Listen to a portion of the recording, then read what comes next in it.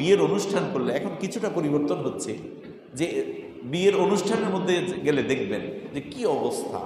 আমি তো খুব বেশি যাই না, দুই একটা একেবারে যেখানে না গেলেই নয় ওখানে যাই।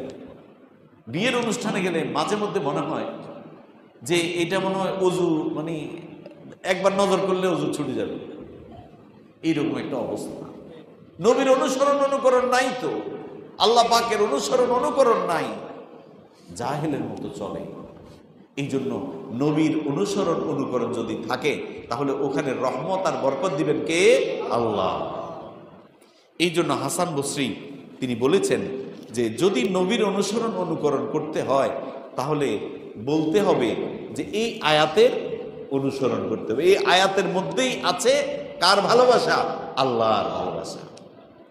আল্লাহকে যদি ভালোবাসতে হয় তাহলে অবশ্যই অনুসরণ করতে হবে কার? নবী।